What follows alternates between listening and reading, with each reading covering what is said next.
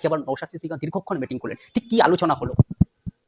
জোট আমাদের কখনোই আলোচনা হয়নি এর আগে, কিন্তু সামনে ইলেকশন আছে, অতএব জোটের বিষয়েও আলোচনা হচ্ছে কিভাবে কি করা যায়। আর যেটা হুমায়ুন কবির সাহেবের মঞ্চে আমরা গেছিলাম, উনি আমন্ত্রণ জানিয়েছিলেন ওনার ওই দলের সভাতে সমস্ত দলকে, যাদের যাদের ডেকেছিলেন আমরা গেছিলাম। এটা সৌজন্য, আমরা জোট চাই সকলে মিলেমিশে একটু সহনশীল হোক, কথাবার্তা বলে খুব তাড়াতাড়ি একটা জায়গায় পৌঁছানো যাক, যাতে ভোট ভাগাভাগি করে তৃণমূল বা বিজেপি কেউ যেন সুবিধা না পায়। প্রতিবার যে ভয় দেখিয়ে ভোট নিয়ে নেয় আর লোক মনে করে ভোট কোথায় দেবো জায়গা পাচ্ছি না, এইবারে আমরা এটা হতে দেবো না, এটা আমাদের সিদ্ধান্ত। পরবর্তী বৈঠকে কি জোট নিয়ে কোনো আলোচনা হবে নওশাদ সিদ্দিকী?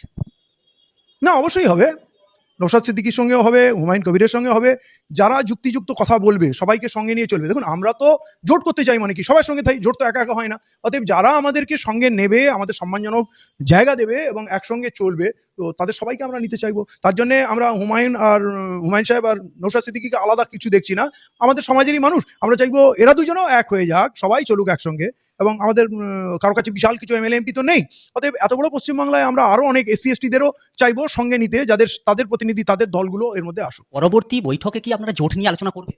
পরবর্তী বৈঠকে নয়, প্রত্যেকটা বৈঠকেই জোট নিয়ে আলোচনা আমরা করছি, জোট হওয়ার একটা চেষ্টা করছি, সবাইকে আহ্বান করছি। এখন কেউ যদি জোট না করে তাহলে তার মুখোশ বাংলার মানুষের কাছে ওপেন করবো আগামীতে, খুব স্বাভাবিক এটা। নওশাদ সিদ্দিকীর সাথে যদি জোট করবে, আইএসএফ এর সাথে যদি জোট করবে, তাহলে কি হুমায়ুন কবির সাথে জোট করবেন?